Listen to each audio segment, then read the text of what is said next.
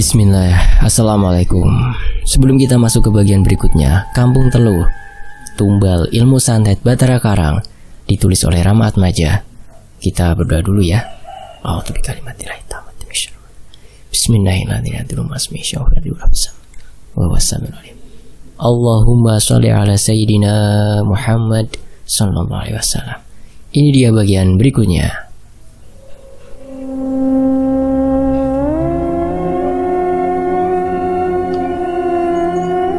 Malam ini perbanyak zikir, dan jika mendengar suara apapun, jangan kalian hiraukan. Bahkan jika itu suara menyerupai teman, keluarga, atau suara Abah sendiri, seru Abah melihat mereka satu persatu. Satu lagi, jangan keluar melewati area pondok. Imbuh Abah memandang ke arah mereka yang sesekali mengangkat bola mata, curi pandang ke arah Abah.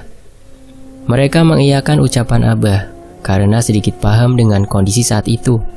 Akan tetapi berbeda bagi Jum'an, karena dia orang yang selalu penasaran dengan hal apapun. Dia memberanikan diri untuk bertanya kepada Abah, walaupun beliau sudah melarang untuk bertanya. Tetapi memang sudah jadi sifatnya, dan Abah sendiri terkadang memakluminya. Bah, maaf, aku bertanya lagi. Tujuan mereka sebenarnya apa, Bah?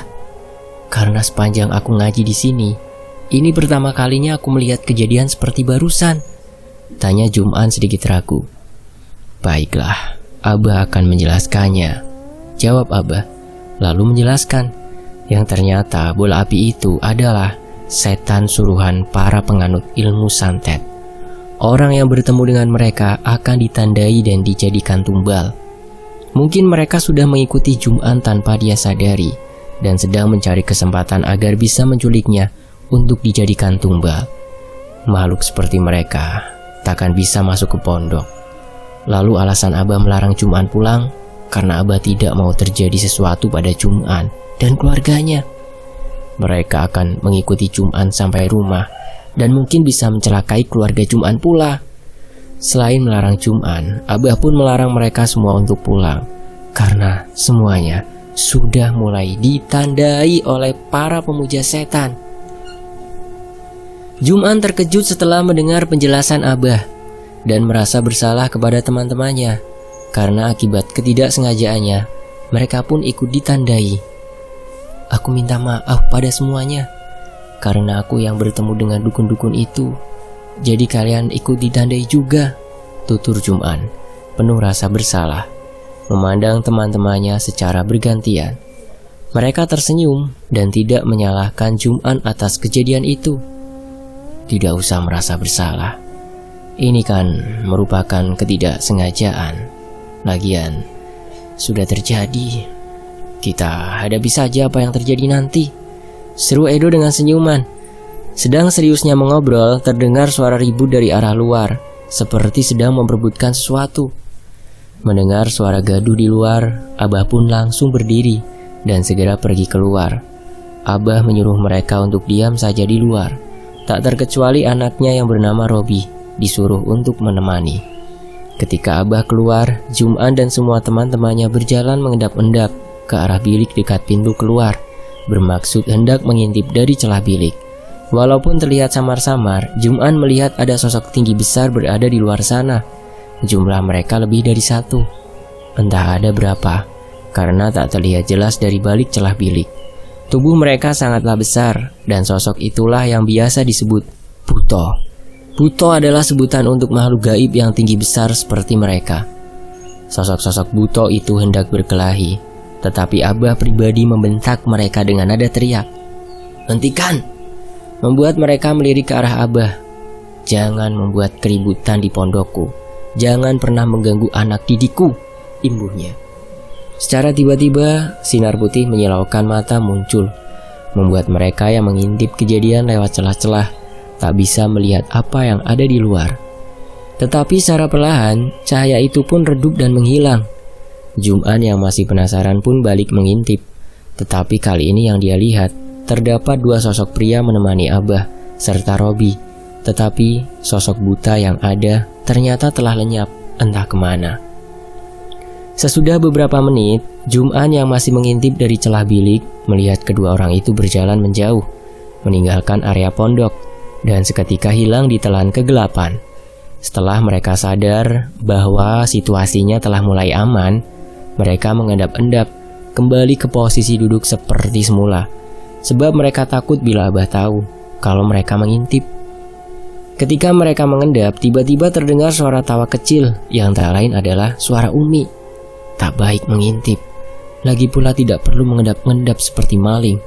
Abah pasti tahu jikalau kalian akan mengintip. Mereka tersadar bahwa Umi masih ada di situ beserta yang lain. Mereka hanya bisa tersenyum malu sebab kelakuan mereka itu. Kemudian Abah dan Robi pun masuk ke dalam pondok, serta terheran-heran sebab kondisi di dalam sedang riuh dengan candaan. "Umi, kalian mengapa tertawa?" tanya Abah. "Tidak apa-apa, Bah," jawab Umi tersipu. Kemudian Abah menyuruh mereka segera tidur dan jangan sampai kesiangan saat bangun subuh. Di saat itu, suasana pun sedikit mencair. Kemudian Jum'an serta teman-temannya langsung pindah ke kobong untuk tidur. Sedangkan Abah, Umi, dan ketiga anaknya masuk ke dalam ke rumah. Tak butuh waktu lama, karena sesampainya di kobong, setelah merapikan semuanya, Jum'an pun terlelap. Saat Jum'an tertidur, dia bermimpi mendengar suara salah satu adiknya meminta tolong. Tetapi saat dia mencari asal suara itu, Jum'an tak menemukannya. Kemudian tak lama dari mimpi itu, Jum'an pun terbangun. Astagfirullah, ternyata hanya mimpi. Saat terbangun, ternyata sudah mau subuh.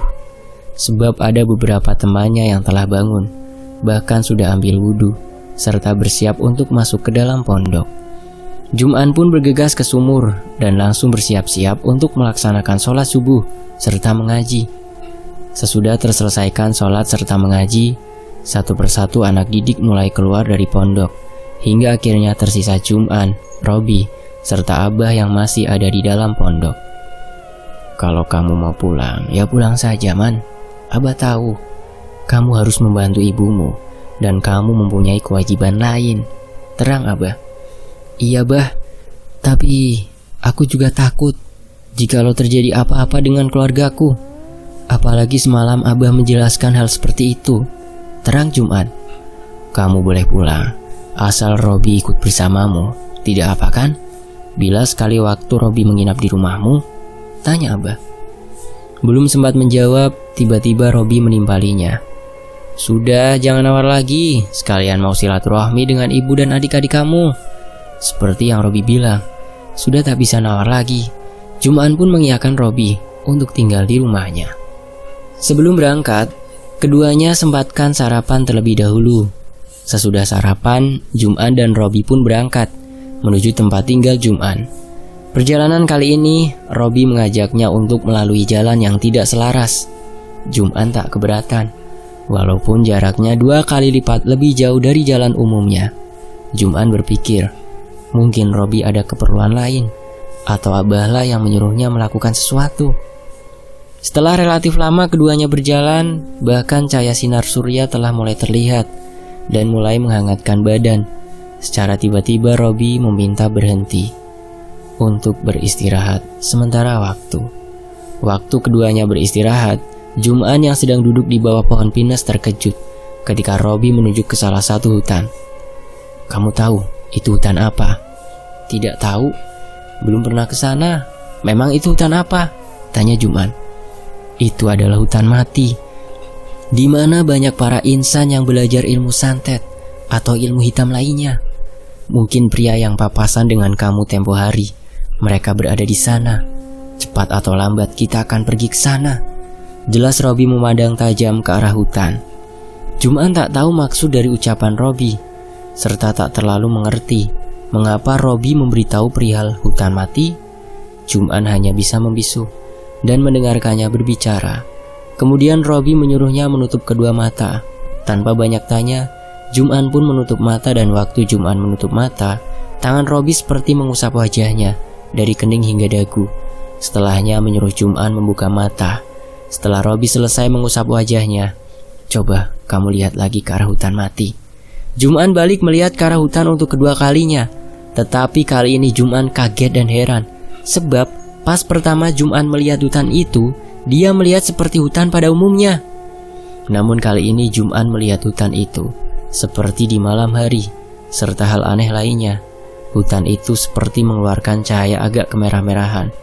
Jum'an sempat tidak percaya, sempat mengucek-ngucek mata. Namun ternyata penglihatannya tidak salah.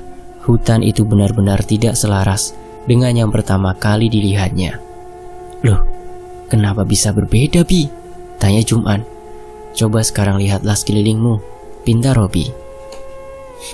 Saat melihat sekeliling, Jum'an langsung kaget, serta menutup kedua matanya, sembari memegang tangan Robi. Astagfirullah, kenapa pagi begini ada setan, Bi? Aku gak salah lihat kan? Kamu gak salah lihat kok, Man. Apa yang kamu lihat itu nyata, jawab Robi. Kenapa bisa begitu, Bi? Perasaan dari tadi penglihatanku baik-baik saja, seru Jum'an ketakutan. Kemudian Robi pun mengungkapkan bahwa dia sudah membuka mata batin Jum'an, sehingga Jum'an mampu melihat sosok setan. Mendengar penerangan Robi, Jum'an meminta supaya Robi mau menutup mata batinnya. Aku gak mampu menutup, Man, karena percuma. Sebetulnya kamu telah mampu melihat mereka, hanya saja kamu kurang peka. Lagi pula aku disuruh menemanimu supaya kamu mampu melihat hal semacam ini. Aku bisa menenangkan dan kamu tidak panik, jelas Robi. Tapi kan menyeramkan, Bi. Lagi pula kenapa setan pagi menjelang siang begini mereka masih ada sih? Keluh Jum'an. Tetapi Robi hanya tertawa mendengar keluhannya. Kemudian Robi meminta Jum'an agar mereka melanjutkan perjalanan. Cepat buka matamu, biasakan melihat mereka yang berada di dekat kita. Tak akan mampu menyakiti kita kok. Kita lanjut ngobrolnya sambil berjalan saja, seru Robi. Jum'an yang mendengar jikalau mereka tak akan mampu menyakiti, kemudian membuka mata dan mencoba memberanikan diri. Awal terbuka mata batin baginya benar-benar sulit, serta masih takut. Akan tetapi karena adanya Robi, Jum'an pun merasa sedikit lega. Di perjalanan kali ini, Robi mengungkapkan sesuatu yang membuatnya sedikit kaget. Robi memberitahukan bahwa Jum'an merupakan keturunan yang bisa melihat makhluk gaib yang mempunyai indera keenam. Dia menjelaskan bahwa tidak semua orang bisa melihat para dukun, saat dukun itu sudah mau mencapai kesempurnaan ilmu, serta manusia yang mampu melihat para dukun itu akan dicap sebagai ancaman. Jum'an mendengarkan penerangan Robi dengan seksama, serta terus bertanya kepada Robi di dalam perjalanan itu. Walaupun Jum'an melihat banyak sosok setan yang menakutkan, tetapi dirinya tidak terlalu menghiraukan sosok mereka. Karena Jum'an serta Robi terus mengobrol, dan Jum'an hanya fokus mendengarkan penerangan Robi atas banyaknya pertanyaan yang berkecamuk di dalam benaknya. Tak terasa saat asyik mengobrol, akhirnya mereka berdua pun sampai dan langsung mengucap salam. Assalamualaikum. Waalaikumsalam. Wah, ada Robi pula, sini masuk, pinta uminya Jum'an. Maaf Mi, aku dan Robi melewati jalur lain, jadi pulangnya relatif terlambat, jelas Jum'an. Umi Zainah, ibu dari Jum'an, tidak mempermasalahkan kalau anaknya pulang sedikit terlambat. Jum'an pun bilang pada Robi bahwa dirinya mau cari rumput untuk makan kambing. Jum'an pun mempersilahkan Robi untuk menggunakan kamarnya bila Robi mau beristirahat. Sesudah berganti pakaian serta bersiap mau berangkat mencari rumput, tiba-tiba dia berpapasan dengan dua masyarakat yang tampaknya sedang terburu-buru. Jum'an pun menyapa mereka dan bertanya pada mereka yang sepertinya sedang kepanikan. Mau pada kemana sih? Buru-buru banget, tanya Jum'an. Kamu Man, mau ke pondok, ada hal yang mau dibicarakan dengan Abah, jawab salah satunya. Oh, di dalam rumahku ada Robi, sampaikan saja sama dia. Daripada kalian harus ke sana capek, toh sama saja kan, nanti biar Robi yang menyampaikan ke ayahnya, terang Jum'an. Wah, kebetulan sekali, syukurlah kami berpapasan denganmu Man, jawab satunya lagi. Lalu kedua masyarakat itu pun dipersilahkan untuk masuk ke dalam rumah. Di waktu itu Jum'an tak mempunyai perasaan negatif, atau punya firasat jelek. Sebab sudah hal biasa bila warga mempunyai kepentingan pada Abah. Ini pengalaman pertamanya saat Jum'an mencari rumput, tetapi dengan kondisi mampu melihat sosok tak kasat mata di siang hari. Dan karena sudah banyak dijelaskan oleh Robi, Jum'an mulai tidak terlalu takut serta mencoba membiasakan diri. Lama mencari rumput, akhirnya rumput pun terkumpul banyak, dan sesegera dia pulang ke rumah. Sesampainya di rumah, Jum'an langsung memberi makan kambing-kambingnya, dan selesai itu, dia langsung mandi serta tak lupa sholat zuhur, karena waktu telah melewati zuhur. Setelah sholat, Umi Zainah datang menghampirinya, serta memberitahu, "Man, kamu disuruh menyusul Robi ke rumah Pak Dadang." "Iya Mi, aku kira Robi telah pulang dari tadi." "Ya sudah, aku berangkat dulu ya," jawab Jum'an dan langsung berjalan menuju rumah Pak Dadang. Saat mau sampai di rumah Pak Dadang, terlihat dari jauh telah ramai orang di luar rumah Pak Dadang, dengan warga yang menutup hidungnya memakai kain. "Loh, kok ramai? Ada apa ya?" tanya Jum'an dalam batin. Dia pun menghampiri kerumunan itu, dan anehnya, waktu sampai di depan rumah Pak Dadang, Jum'an mencium aroma busuk yang entah berasal dari mana. Jum'an pun mendengar suara isak tangis dari dalam rumah Pak Dadang. Dia yang belum memahami situasinya masih belum berpikir hal negatif, dan tahu mengapa warga menutup hidung memakai kain, karena bau busuk itu. "Assalamualaikum," ucap Jum'an, dan warga yang mendengar langsung menjawab salamnya, lalu langsung menyuruhnya untuk masuk ke dalam. Sebelum Jum'an masuk ke rumah Pak Dadang, ada salah satu warga memberinya kain buat menutupi hidung. Saat Jum'an mau masuk ke dalam, bau busuk itu semakin menyengat. Bahkan dia yang telah menutup hidung dengan kain masih mampu mencium bau itu. Kain itu seperti tak mampu membantu meringankan bau, dan pas sudah masuk ke dalam, Jum'an dikagetkan dengan pemandangan yang begitu menjijikkan sekaligus prihatin. Sebab ada seseorang yang terbaring dengan kondisi kulit yang penuh seperti bisul, serta mengeluarkan nanah. Mungkin bau itu berasal dari nanah tersebut. Sebenarnya Jum'an ingin keluar, sebab semakin lama di dalam, dia mau muntah. Tetapi karena telah terlanjur masuk dan merasa takut kurang sopan, Jum'an pun memutuskan agar terus masuk dan duduk di sebelah Robi. Seseorang yang berbaring itu tak Jum'an kenal, karena wajahnya penuh dengan bisul serta tanah. Jum'an pun mulai berbisik pada Robi dan bertanya, "Kenapa Bi? Siapa orang yang ada di depan kita?" "Dia anak Pak Dadang, kemungkinan terkena santet." "Hah? Terus kita harus bagaimana Bi?" tanya Jum'an kaget. "Yuk kita keluar dulu, akan aku jelaskan di luar," perintah Robi, dan mereka berdua pergi keluar. Ketika sudah ada di luar, Robi pun melanjutkan percakapan. "Aku memerlukan bantuanmu, Man." "Kamu butuh bantuan apa dariku? Selama bisa bantu ya pasti akan kubantu," ucap Jum'an menatap ragu. "Aku sudah meminta warga agar memindahkan korban ke alun-alun dan memberi mereka garam yang telah dibacakan doa agar menaburkannya ke sekeliling kampung," jelas Robi, membuat Jum'an terdiam. "Aku minta tolong agar kamu bantu warga untuk memindahkan korban yang terkena santet ke alun-alun kampung. Sebab korbannya bukan cuma anak Pak Dadang saja, tapi ada warga lain pula yang terkena santet seperti itu," lanjut Robi, dan Jum'an pun mengangguk. "Setelah membantu warga, kamu pergi ke pondok dan beritahu ayahku tentang kondisi kampung yang sekarang. Siapa tahu ayahku punya solusinya dan bisa mengusir santet ini. Sebab bila dibiarkan lebih lama, keadaan akan semakin parah," imbuh Robi, dan Jum'an masih mengangguk. Tanpa banyak tanya, Jum'an pun setuju, sebab situasi dan kondisinya memang sangat genting. "Terus kamu kemana Bi?" "Aku akan menyusulmu ke pondok, tapi aku harus ke kampung sebelah pula. Sebab pungkasnya, kampung sebelah juga mengalami hal yang sama. Jadi aku harus melihat kondisinya separah apa di kampung sebelah," celoteh Robi. Robi pun pergi ke kampung sebelah, dan Jum'an membantu warga memindahkan para korban. Ternyata kondisi korban tidak sama. Bila anak Pak Dadang mempunyai banyak bisul mengeluarkan nanah, korban lainnya ada yang mengeluarkan darah dari mata serta mulutnya dan mengeluarkan bau yang sangat busuk.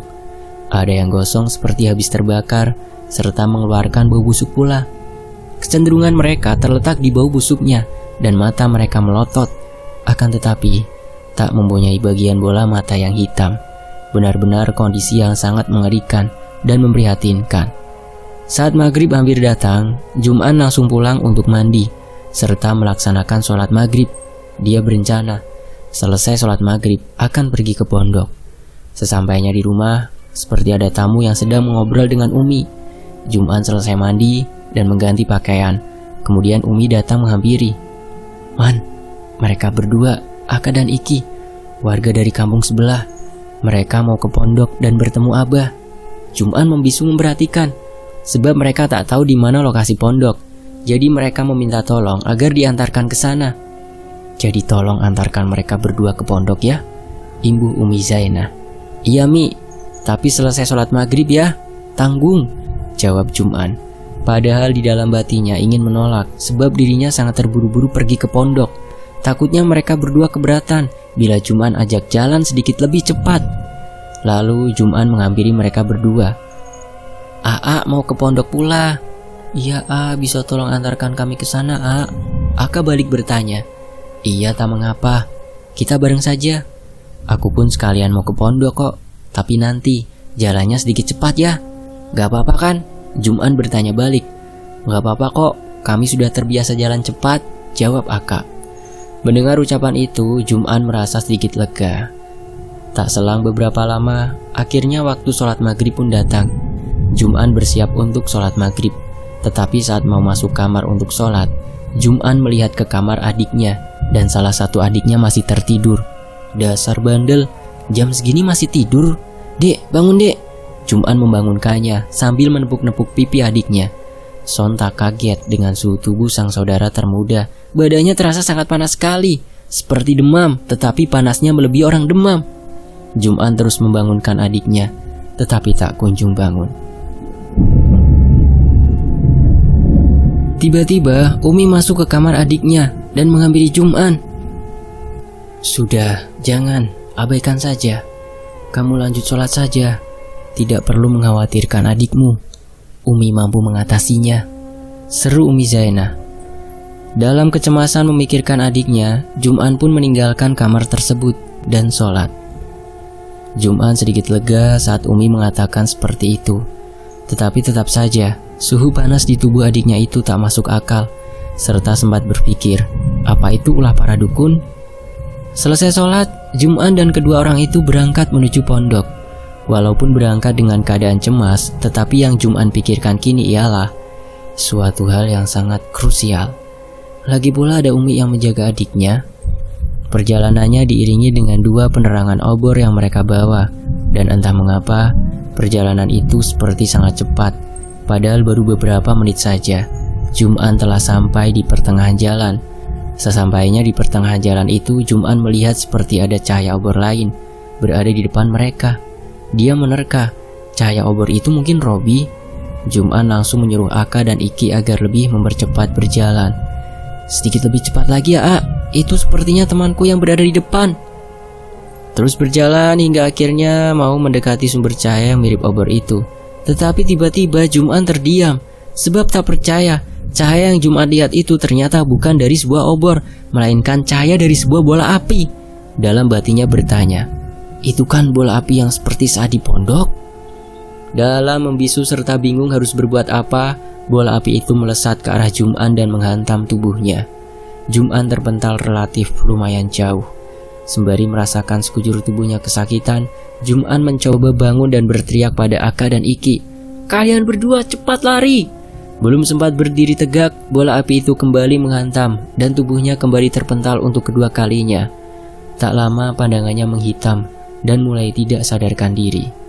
Entah berapa lama Jum'an pingsan, sebab waktu dia sadar telah berada di tempat tinggal Abah, dan yang pertama dipandang saat membuka mata ialah Umi Habibah, istri Abah, Robi, Aka, Iki, dan ada salah satu orang lagi yang sama terbaring sepertinya.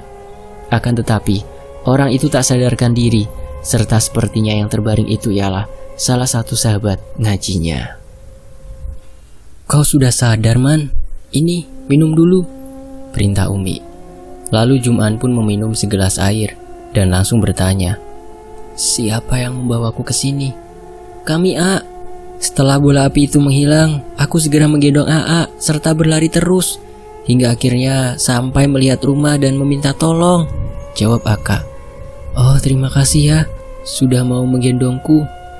Lalu siapa yang ada di sana? Sedang terbaring pula, Mi, ucap Juman. Dia Radit, masa kamu gak kenal sih? Dia kurang enak badan, makanya Umi suruh istirahat di sini. Umi suruh tidur di kamar, dia malah minta tidur di ruang tengah. Jelas Umi. Oh, Radit, ucap Juman dengan nada datar. Bersambung, nantikan kelanjutannya hanya di Tony FS. Terima kasih teman-teman sudah menyimaknya di sini. Saya pamit, wassalamualaikum warahmatullahi wabarakatuh. Alhamdulillah.